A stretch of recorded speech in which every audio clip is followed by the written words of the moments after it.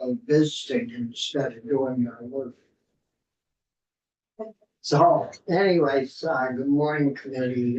It's good to see you. I don't know where I'm missing action. The only person that's here. He'll be along. And so we have Michael with us this morning, and we're gonna go over redo our bill to it. Okay. And so we'll call the meeting to order. It's Thursday morning, April 25th. And after 9, we'll get started. So then You this is the one you have not yet seen. it's 877. Thanks.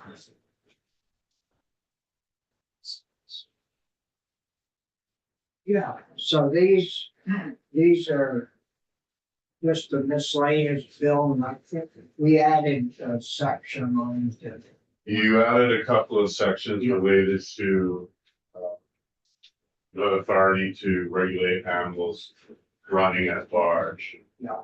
And the first section in the draft 3.1, April 23rd, 24 document in the section 10 would be new section 877. And it's amending the section in Title 24 that gives municipalities its authority to adopt ordinances. And you would give municipalities on page 2 of the amendment the ability to regulate regarding the control of livestock running at large. In the previous version of this amendment, it also said that they could regulate the fencing of livestock. And you asked that the fencing be removed because of concerns about what that would mean out of a patchwork of fence laws from municipality to municipality, which is already there, but they don't generally regulate livestock because municipalities can't regulate farming. So that's the first change that's here. The second change is in section 11. And actually it's in section 11, 20 ESA 3343. There was an old section of law, been on the books for a while, that regarded animals running at large on the yard of a townhouse. And the townhouse was old language for a municipal building. So you asked that townhouse be replaced with municipal building, both the section title and in the text of the statute, which is done on page 3, line 7 and line 10. And those are the only changes to the amendment that you requested. And these changes, remember, well, hard to remember back that far, but we had Ted Brady in. Yeah. We, and he, sent us back note from the League of Cities and Towns stating that, if these municipal laws were updated and changed, that he saw no reason why they couldn't support and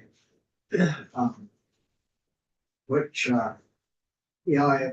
if we, I mean, we talked about trying to change that in some other way, but we could never really, I don't recall us ever coming to a conclusion on any one way or another way that would work any better than letting the municipality that it doesn't happen every day, or it doesn't happen very often, and it's usually localized to one community. And this is, you know, raising enough money so that they can afford to have somebody hopefully do it, that, that the money, stays with the community, right? Yes, yes, these are, they're, because it's enforced by law enforcement or enforced by a municipal officer, then, it would remain with municipality. Yeah. And these are, they're not, they're, um, they aren't technically crimes because it says fine. But they're misdemeanors. Yeah. So, um, municipality can keep them under their own. Yeah.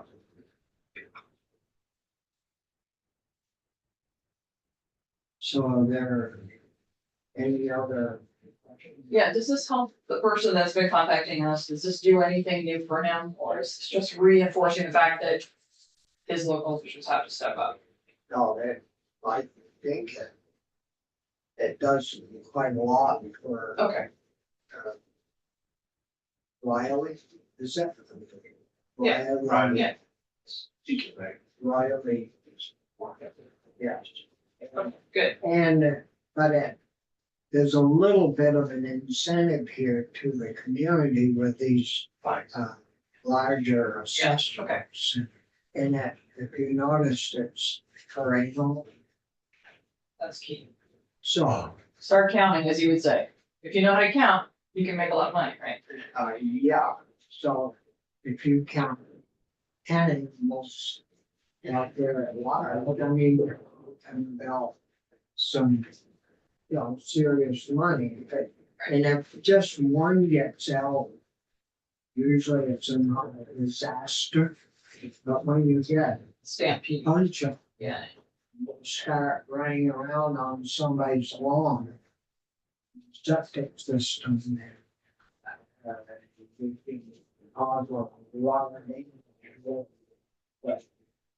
Right. Thank you. So, Rich, if you have any questions to the, line at large, update, Not really. we just been trying to, I really don't. yeah, well, that's good. You change basically up the numbers for everything. Yeah, but they high enough for you. They're too high. That's me. You're gonna keep your cattle in component. So please. I'm just saying. Well, I put $65,000 in fences in the last 2 years on the farm. And every once in a while animals get out, particularly in the spring when you let them out. They do. I had a bull get out. And he charged right through. Everything else got in. And I go to the neighbors who have a couple hundred acres. And I said, the bull's out. I don't know quite what to do. I can't find him in the woods. Can I walk your driveway? No. We don't want you trespassing. And I said, well, how am I supposed to get him back in? Well, can you keep him off our lawn and keep him from eating our flowers? Well, how am I supposed to do that if you don't want me to? So, there's conflict here now, more and more. Because this is, my neighbors used to be all farmers and our animals, every once in a while, you can't have total control. I understand that if somebody's not reasonable, they should be fined.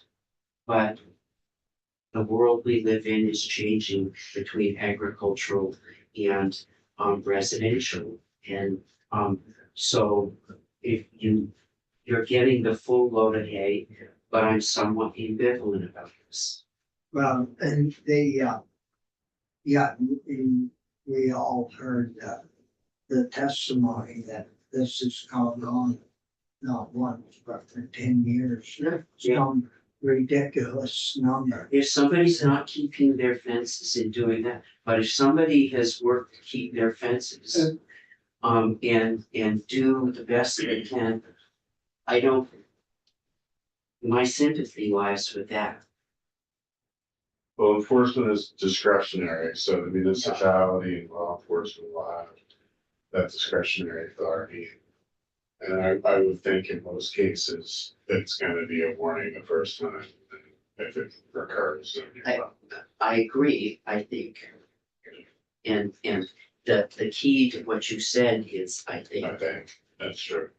this is all up to discretion, and as neighborhoods change, You're just gonna get in trouble when your town officers change. They aren't sympathetic to your bull eating the neighbor's flowers. Right? you know, this, yeah, Well, so I think we're pretty good with the amendment. And,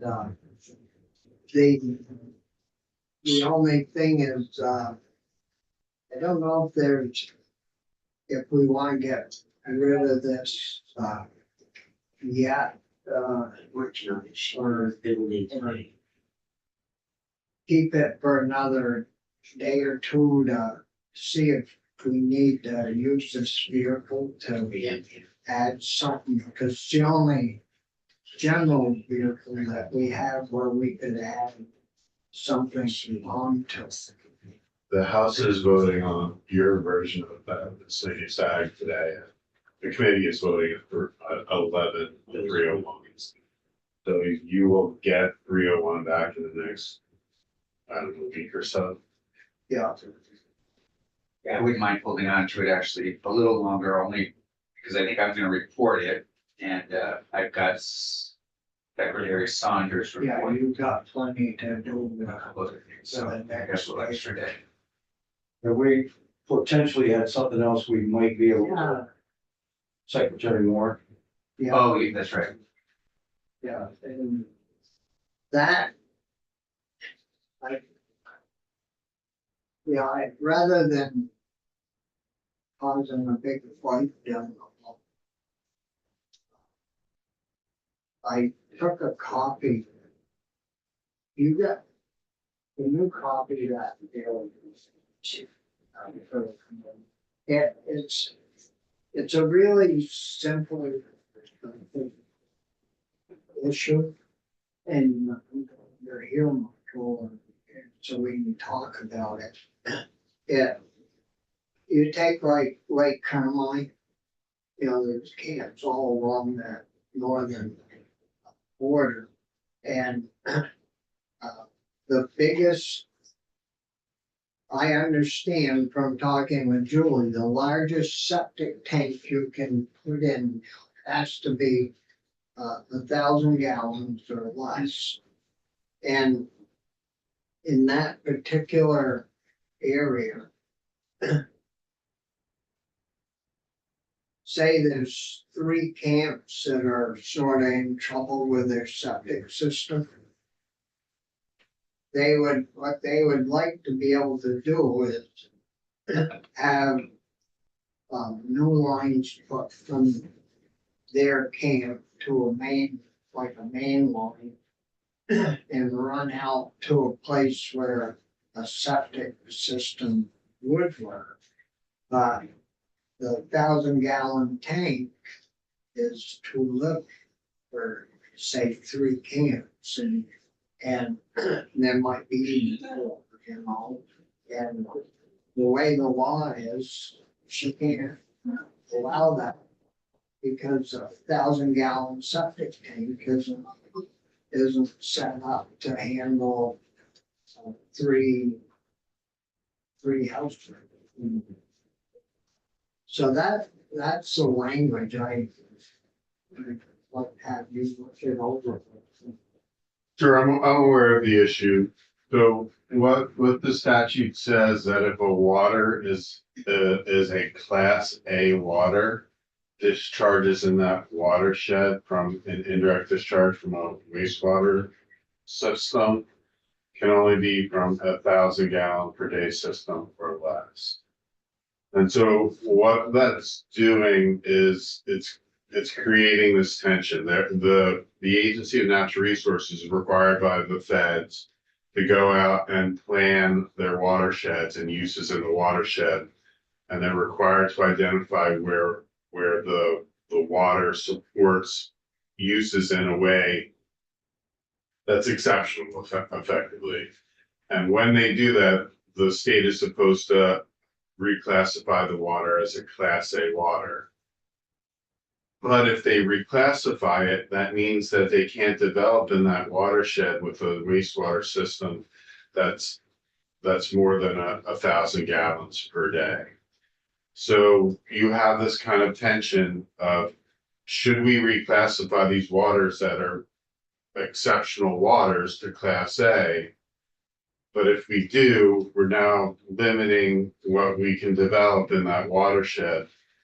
And the argument is that the 1,000 gallon per day number is arbitrary. It really was not scientifically based. It was used kind of as a surrogate for basically limiting development in the watershed, which it does.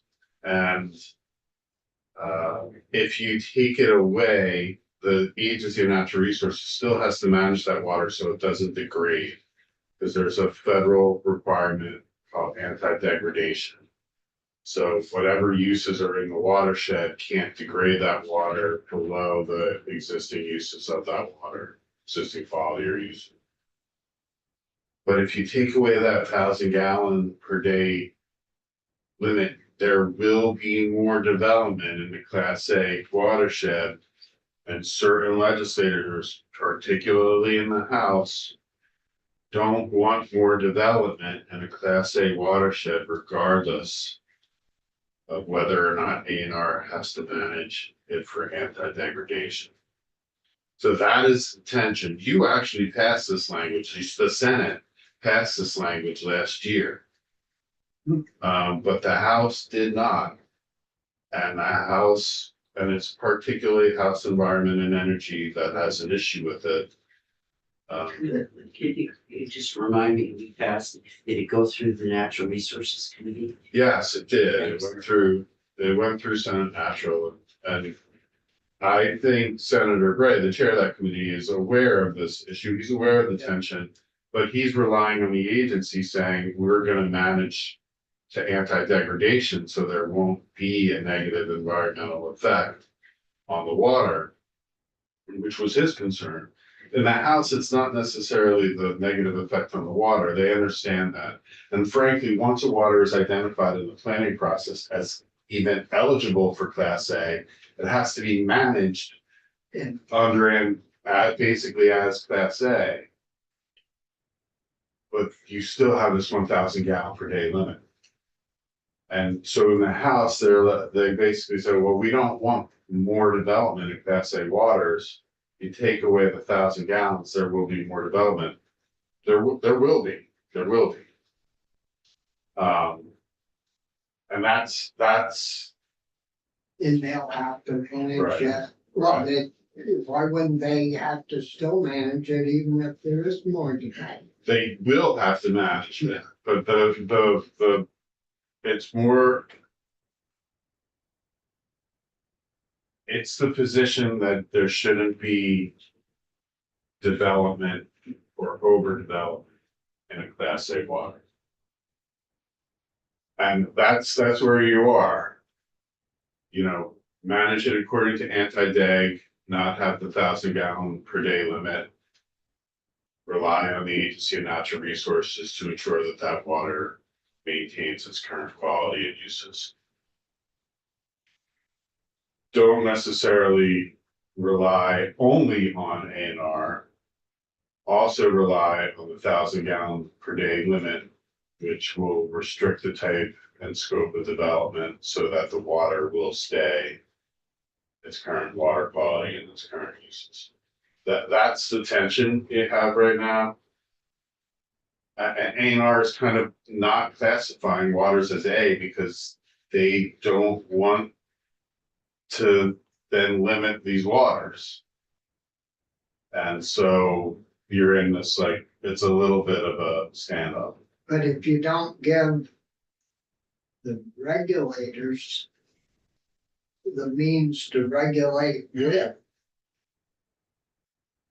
I can understand why they aren't regulating or doing what they should be doing, because what's the alternative?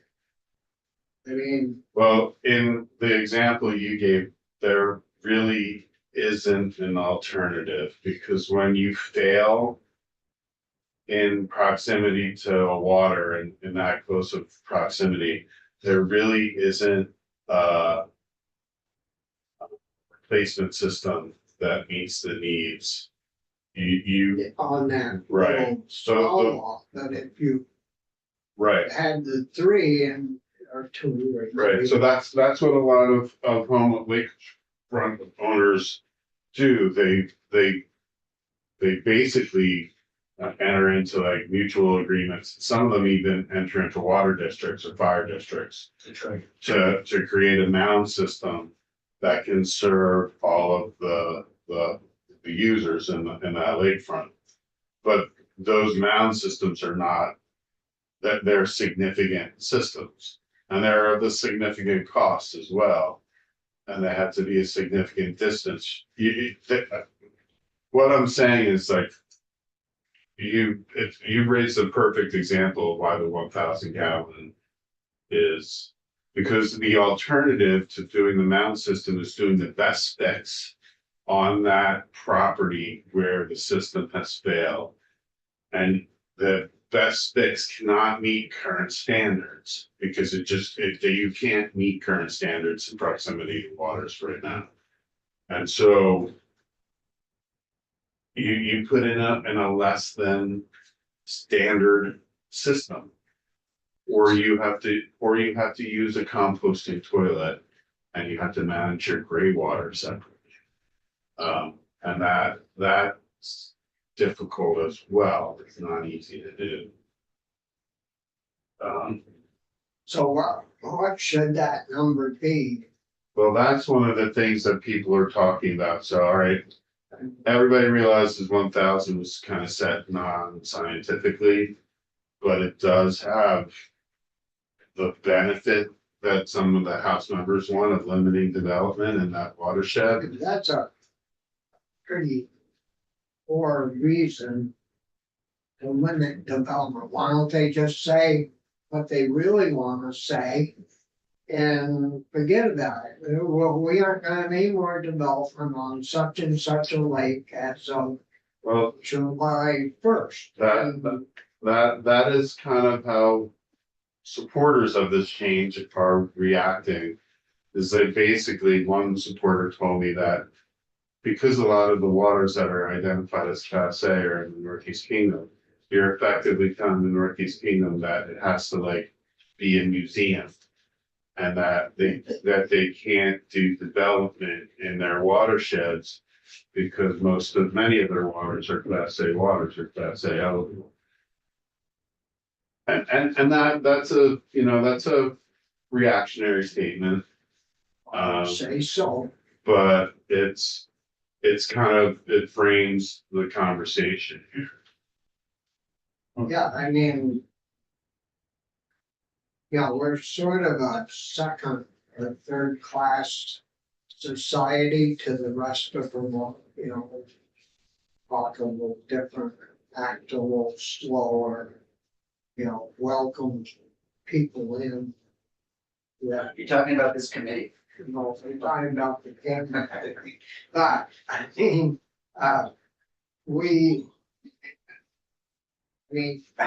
people have to live and if we can improve and maintain our Class A waters by allowing camp owners to band together and build a system that will work.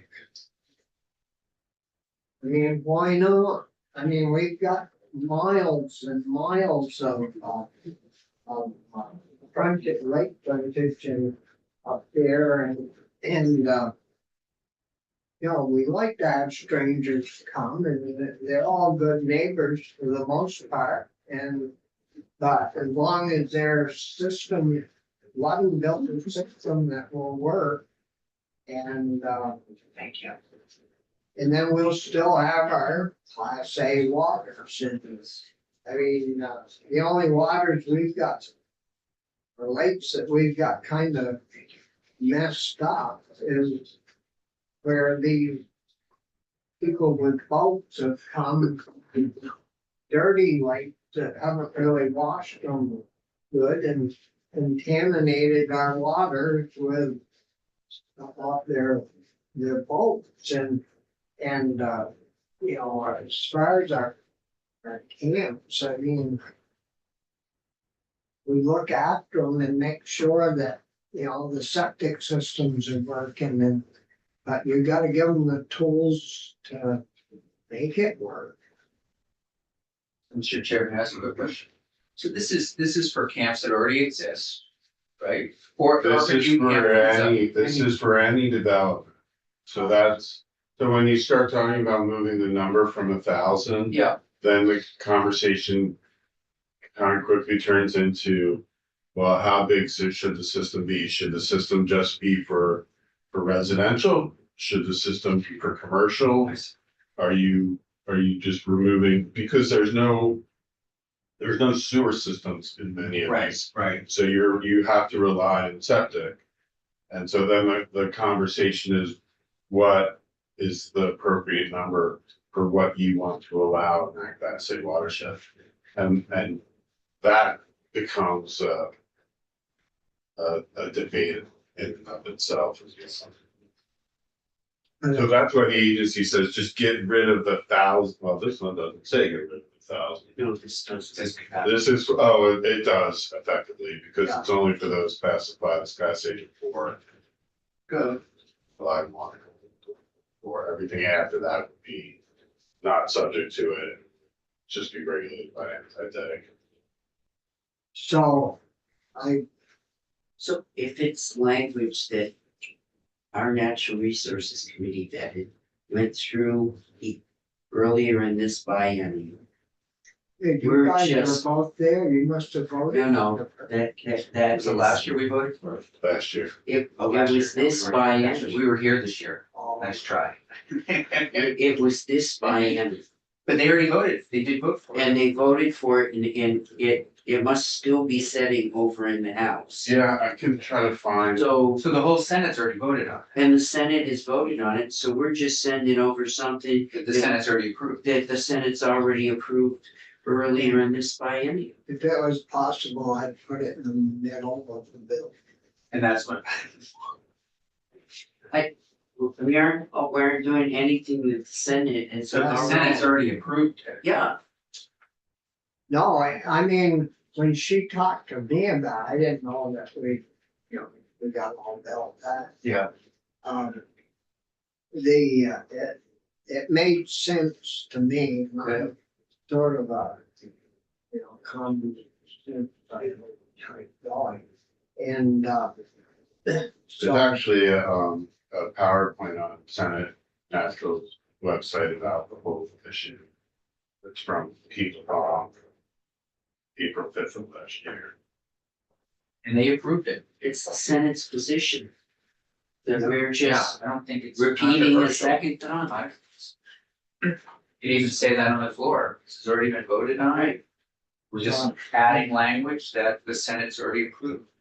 and so, I was gonna meet with Bray this morning on tell him what we had. But he had administrative rules or something, so he kind of forgot about that. I went to see him, he was at the meeting, but.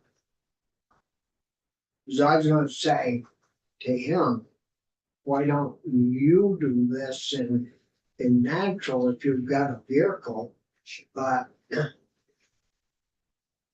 our vehicle might be a better vehicle, if it's anywhere from here.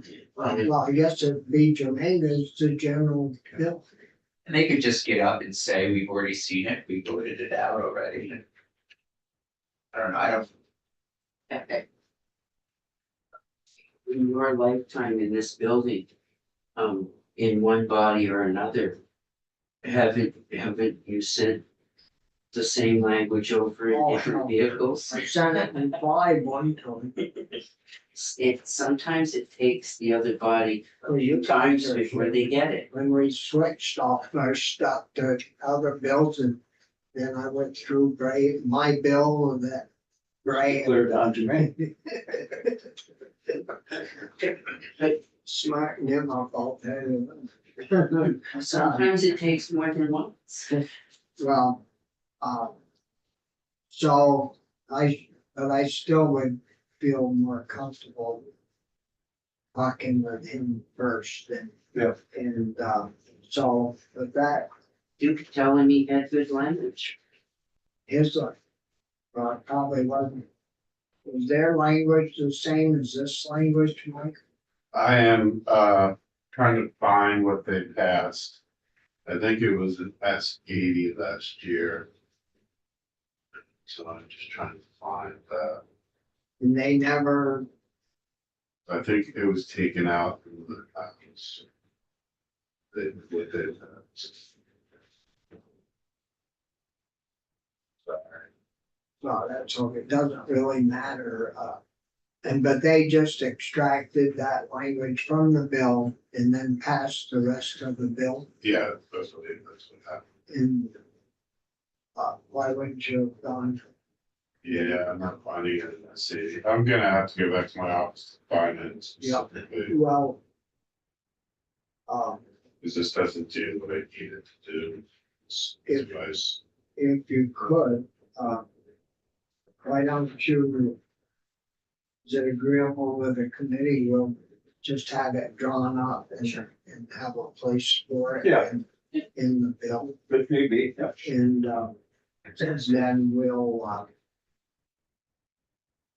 we'll deal with it, the first of the week, since they come back. I find it weak. I found out it's its own bill. Yeah. Yeah, it's the same language. Well, actually, no. It stops after, there's a new sentence, there was an additional sentence that was added. It said, for other waters, the secretary may permit the on-site disposal of wastewater from the system with a capacity of less than 6,500 gallons a day, provided the permit is issued according to the requirements of chapter 64 of the code.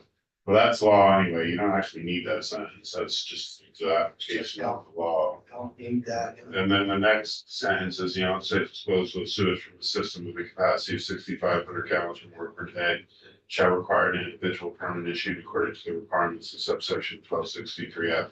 Again, you don't need that. No. Because that's existing law anyway. So you can just do what they're proposing and it will have the same effect as what Senate Natural passed that this year. So that's, and it sounds to me like quite a lot shorter. Yeah, and I think it was, those sentences were added for clarity, because when you read this, your first question is, well, what happens about those classified as Class A after July? Right. And somebody's gonna need to know the answer to that if the members report. And these sentences basically answer that question. So what, oh, so you got that right? yeah, I got it. He's into doing his secretary's report. No. I'm not gonna do it, but, let's take the conversation. Well, and your secretary.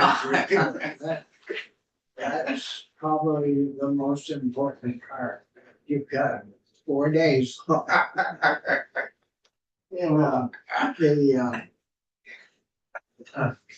I don't have. Did you convince me to come to this dinner? I told you I was going, and you came right to. I bet you smile more in here than you do in your own commission.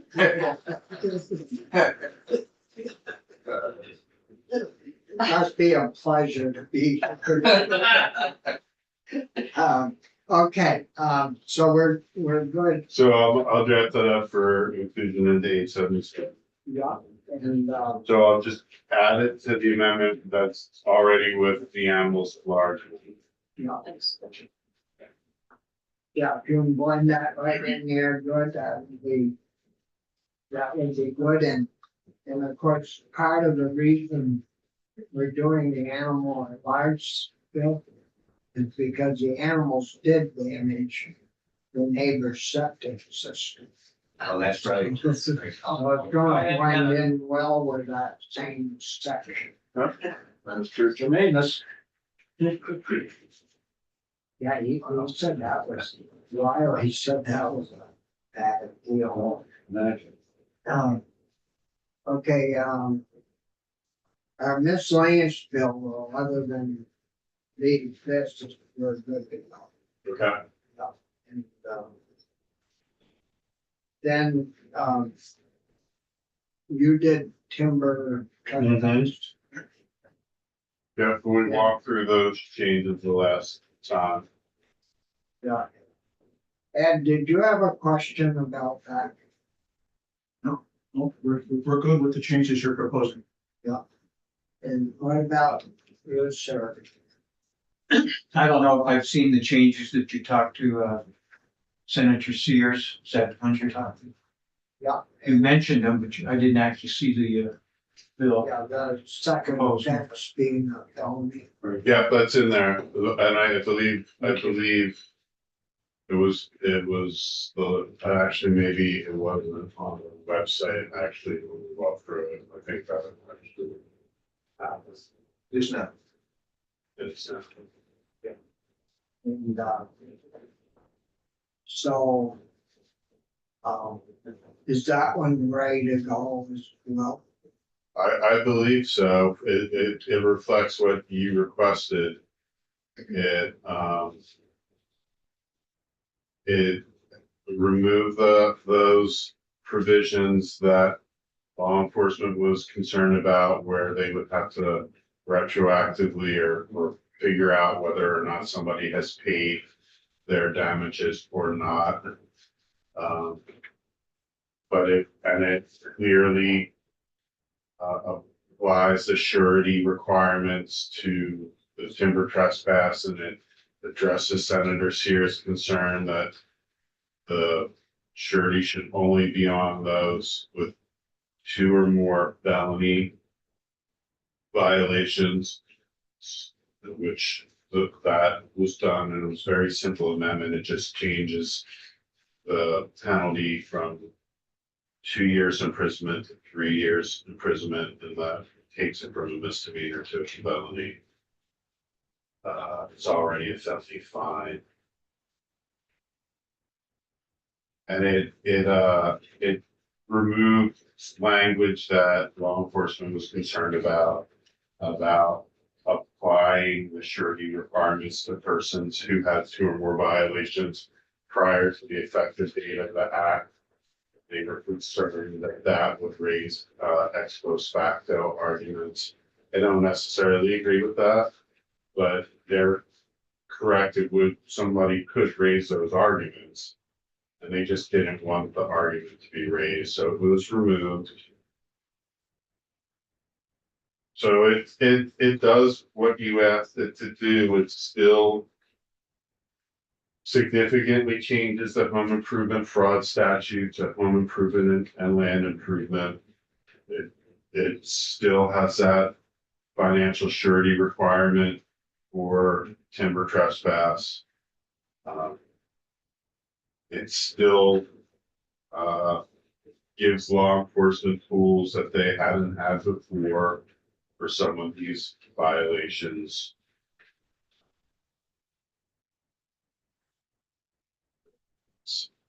So it doesn't go as far as the bill as introduced, which had seizure in it.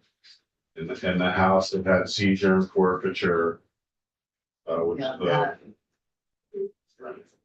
house the units. agency couldn't even, they couldn't figure out how they're gonna go get these, this equipment, and probably it was owed more than it's worth, and, I mean, it was gonna just cause, a great deal of, grief for the people trying to pick it up.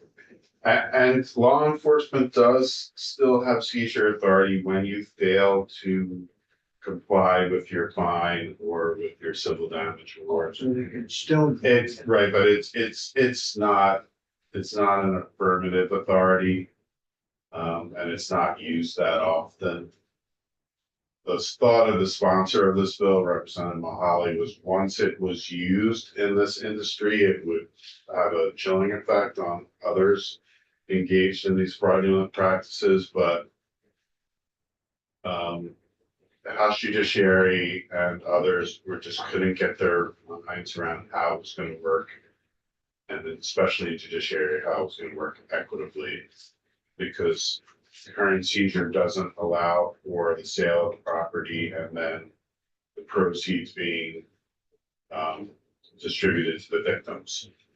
And then certain members of the House Judiciary thought that that was just, for these crimes especially, that was just not equitable. And I was talking to Senator Sears about this. I said, well, yeah, it would be helpful probably if you went up and just said that you had asked us to look at it. We did look at it, we worked on it, we showed you did see the results and you fully support what we've done. Said he would, but he didn't think there would be any fallback from it because people from one end of the state to the other still getting hijacked by these pirates that come and take the wood. So anyways, so that one, Rich, would you want to do that, Bill? Cause you haven't done one. You got a few acres of land that I'm just waiting to go up and cut before this. You know, if somebody else wants to do it, I'm fine. If, you're down to the bottom of the barrel of the. Well, no, I threw the barrel away. No. So I'm below the barrel. Yeah. Okay, well, Yeah, you have quite a few acres of land up there. I told you, if somebody else wants to do it. Anybody else jumping out of their chair to? No, I was moved by your testimony, Rich, about your friend who was taken by someone like this. So I think, you know, you've got that second experience. So it's- And the surety bond was 250. Next weekend. Yeah, when are we gonna vote it out?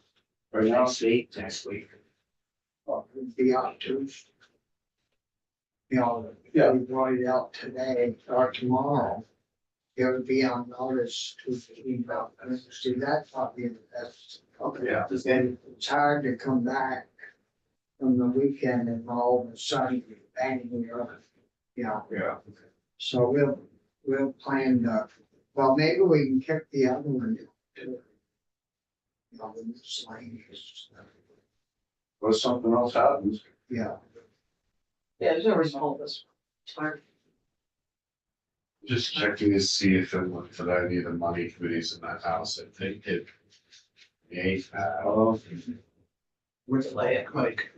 Yeah. But the underlying bill is house tax, isn't it? Well, folks or finance. If it went Doesn't to look like Kroger's, that. Molly was all over it, so. So that's, the question is for the secretary of whether, because if the bill fails, if the proposal from the House fails, technically it goes back to the bills introduced. And that has the forfeiture proceedings in it, and the allocation of money. So that's both revenue and appropriation. I'll go talk to the secretary. I don't think he'll send it there, but I'll just put it on his radar to maybe not send it there if he was thinking about it.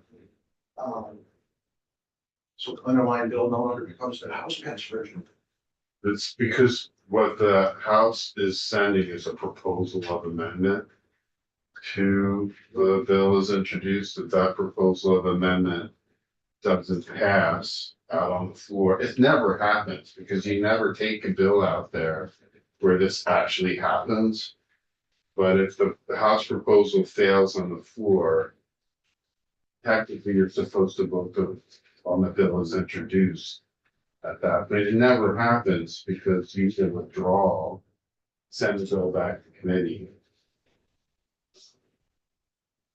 But I'll talk to Yeah, the. our new, not new, yeah. Neonic's bill came to us in approach because the underlying bill, I guess, Right, had something about spending $10 in it. And, that's correct. And so there's nothing in the neonics bill that I could find that has anything to do with As appropriations. you received it, that is correct.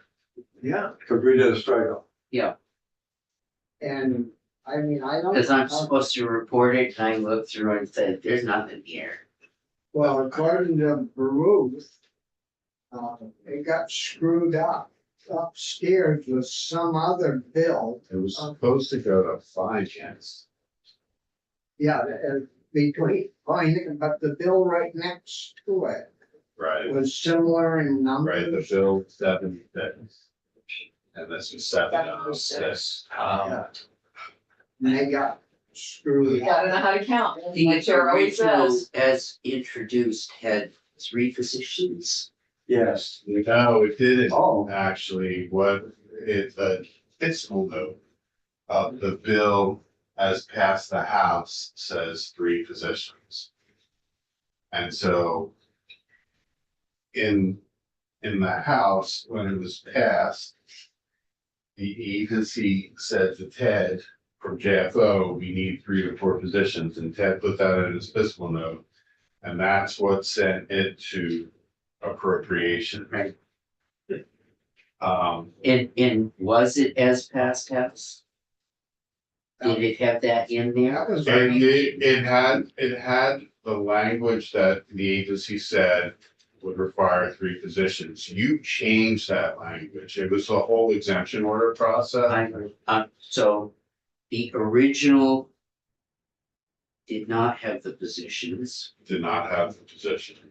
As passed the House, it had the positions. They weren't actually specifically in the bill, It was in just in the fiscal note. It wasn't even in the bill. So when the fiscal note came out, the committee upstairs was like, what the heck are you talking about? Nobody said anything about 3 to 4 positions. Nobody testified on 3 to 4 positions. 3 to 4 positions aren't in the bill. But the fiscal note said 3 to 4 positions because what JFO does is they'll talk to the agencies where the bill and the agency said this will take 3 to 4 positions. The committee upstairs was not happy. And then it went to House approves and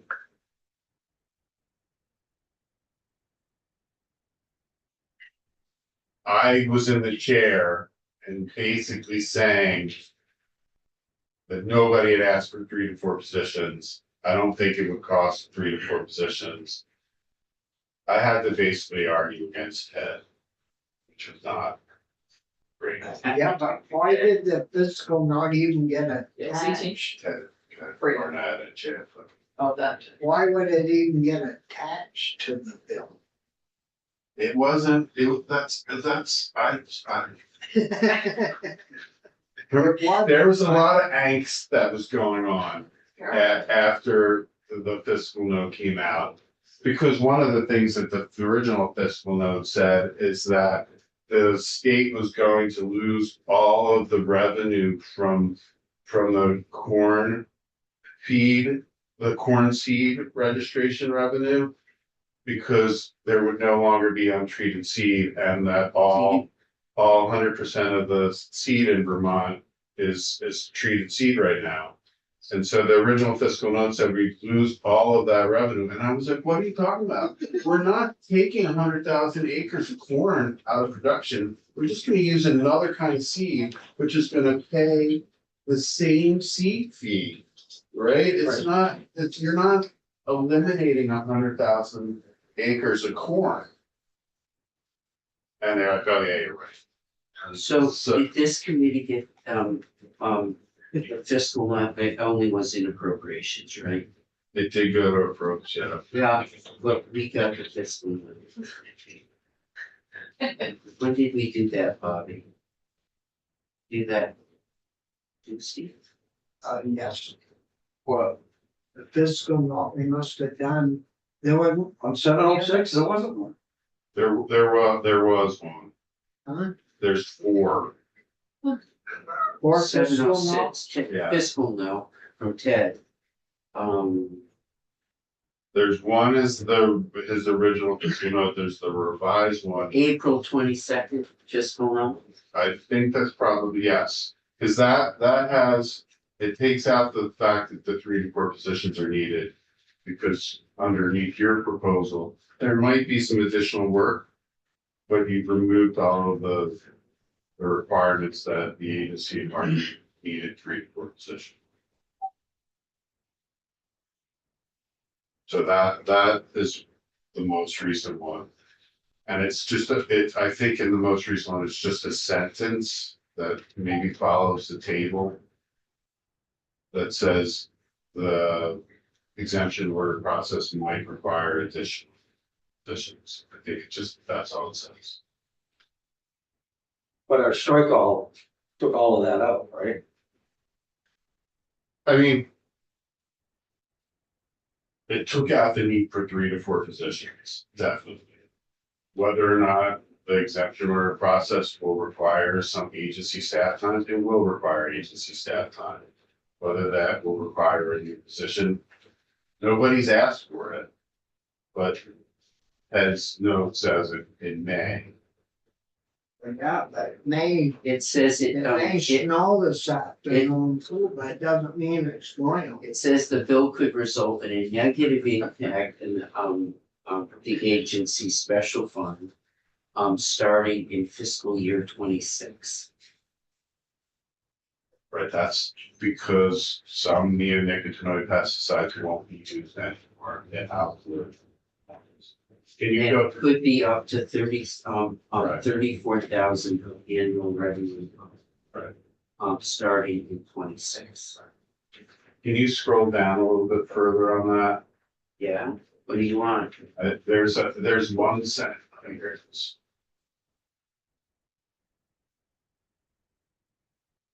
Is that still, Here it is. So it's in addition to potential revenue losses, the exemption orders process, which would start in fiscal year 26, could require additional staff time at AAFM to implement. This additional workload could create budgetary pressure if there's a need for more staff to complete inspections. However, this potential pressure is likely to be limited. I don't understand if the effective date is 29, what they're doing in 26. Well, the first ban is Oh, the it's on the outdoor, spray, yeah. and that starts in 25. So right at the fiscal year 26. Okay. So, but it's fiscal year 26. so which section is the, in the bill that we did, is the first speed? Well, you don't have to do the appropriations report on this. All I have to do is do the bill. It's the exemptions order process. It's in both the treated article C section and in the outdoor application section. There's a way for a person to get an exemption. Right. And the House passed version required detailed evaluations of the seed market or detailed evaluations of how the exemption would affect pollinator populations. And a detailed evaluation for the outdoor application, whether an emergency existed. So, And what you did is you took that all out and you went to New York's process which is also Ontario's process. And it also effectively Quebec's, although Quebec requires an agreement to do the assessment. And Which section is that? Cause that's the only one that is really in this, that has this, potential for fiscal. for appropriations, yes, and so there's two I'm sections. trying to do my report. Right, there's two sections where the exemption order is, and I don't have 706 in front of me right now, but go to the section that says treated seed. Yeah. And where there's the prohibition. And in the second subsection B, there's a person can apply for an exemption. Registration. Lawmaking, implementation, Will affecting. No, okay, I've got the outdoor one, is the seed one before that, I think it is. Yes, the seed one is before that.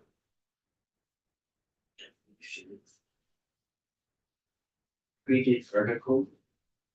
Yes, So the Secretary of Ag, after consultation with Secretary of Natural Resources, will issue a written exemption order to suspend the provisions of this subsection only if the following conditions are met. And then that lays out what they have to do. But it does not say anything about right, how so, much work that would entail. right, exactly, on page 6, Senator Westman, section 3. 11, and this is gonna be in 6, we say 11:05. So at the top of, page 7. Any seeds authorized for use under the exemption order shall be. Only on properties, Right, identified in the, so that would be, right, so it begins on page 6, line 11, when the secretary issues the exemption. But it shifts the responsibility from the agency to the person seeking the exemption. Now, the person seeking the exemption has to do training. They have to complete a pest risk assessment report, which sounds like a big deal, but Ontario's is 4 pages long. yeah, I got it. It's just a form. And then any seeds authorized only on the property where the pest assessment is done. And they have to maintain records of it. And so you no longer have what was in the House Pets version of the agency doing these detailed evaluations that are scientific. Or I don't economic. really care about that. The only thing I need to say is in section 3, we have set up a process for the exemption and the fiscal note. That's related to us says that, there could be a cost to the agency and we found that negligible. Right, and it's not only in section 3, it's in section 4 as well. Which is the outdoor Yep. application. So, I mean, that might take a couple hours to time. The bill might take a couple hours. I mean, and you heard from Quebec, how many exemption requests? They have 1 million acres of corn. I think they got 25 requests just for a- exemptions for 1 million acres of corn. So, Yeah, so. I mean, if we got done with our bill, you know. And they had how many? it was like 25 exemption requests. I mean, if you just do that on scale, that's, Vermont has 10% of what they have. Really. So there would be 2 to 2.5 requests for exemption orders. Would that require 3 to 4 positions? Well, the miscellaneous, the Dolly Parton. I knew you were gonna say that. Gonna take 4 or 5 to manage that, 100,000. And, we ought to still do that, Bill, you know. And you get your secretary confirmed, we ought to go back at it. Throw that on the end of those conference committees. That was a dumb thing, not that. So. No, that's it. Yeah, So he's gonna nominate Dolly Parton for secretary. I'm just checking. I just hope Dolly doesn't get the same thing as what could be happening.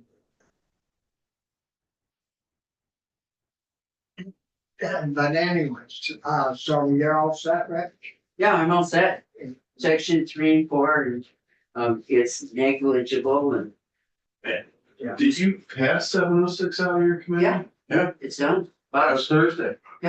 it's up today on the floor. Yeah, it's been floating around going to, But it's not going to finance? No, Are you reporting today? yeah, well, as far as I know. Last thing on the agenda. Thank you. Yeah, so it may, depending on how long the Didn't floor see goes, it. it may not be till tomorrow. Thank you in my floor Yeah. report. sorry.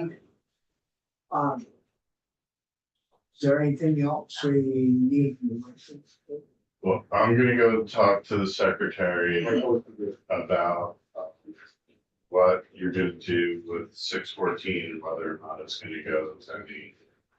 Yeah, because that, I mean, it's hurt. Laurie? Yeah. Can I ask you a question? Who you're gonna ask them to? Well, You're gonna question our council, or you're gonna ask us the question if he hears that? Yeah, he might be the one that has the answer to this, but because he knows the legal. You talked about jail time or fines or both. You had limits of 1,000, 20,000, and 50,000. And it says up to. Are these amounts cast in stone? So if a person has a modest amount available, will discretion be used to take what is available, consider that amount satisfied? So the judge always has discretion when it says up to, either for the prison time or for the fine. And the judge can take into considerations the resources that a person has.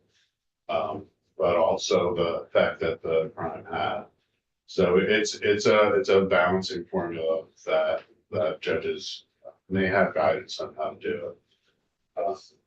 But just the fact that the maximum is 3 years or the maximum is over 5,000, that makes it a felony. Regardless of whether or not the court issues a lower prison term or a lower fine, just because it is maximum, that makes it a felony. it's really putting some pretty good teeth in it, I would think. How would you judge it? I think the bill always needed the law always needed a clearer enforcement path. And I think you have that with land improvement fraud.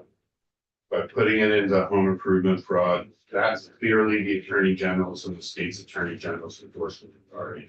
So you clearly have, that's the entity. If they're gonna be violating a contract, that's the entity you go to. And now I think it's also clear because of this issue that the Attorney General has authority and should be exercising authority under the timber trespass law as well. So in certain circumstances where there was the contract, it's clearer authority for the Attorney General and state's attorneys to act. And where there was the true no contract, no consent, that you still have timber trespass. And I think the Attorney General was more aware of that authority these days. So is this perfect? No, because no one is clearly coming forward and saying that they're gonna be the entity to enforce and make sure that this doesn't happen. And no, because you don't have registrations of harvest. So there's no way to go out and check every harvest. Yeah. But see, most people, Right. most people, I think, have forest, or they should have a forester that looks after the person that owns the land. You know, like my guy, if we ever cut, he goes out and checks the stump and measures. Right. And if he misses a day or two, well, he's got it marked, so he knows where he is. And just continues on. People that don't have a forester, it's at their own mercy. And lot cheaper to pay a guy, a couple $100 a day to go check that, you know. 'Cause, I mean, you can't really, you could go out and measure each stump yourself, but it wouldn't mean much to you as a labor. No, anything else for Michael? One last, Okay, Yeah. the exemption process followed Ontario. New York. Yeah. And for Ontario. New York and Ontario. Are you gonna let us know what you, if you find out something else? Yeah, I'm gonna go up there right now. Yeah. The, oh, that's Melissa or Don. Thank you, Michael. Yeah. Like I said. Well, we'll Yeah, take you that. asked, but you come in Tuesday. You want me to get us offline? Yeah. Yeah. I think I don't do that. Well, Oh geez, maybe I don't. you're way ahead of me, Michael, Brian. What do you think? Where, I think we finally have some teeth, but the last part I thought was interesting when he said that they You wanna don't. go out? Yeah, I was trying to figure out how. We have someone that wants to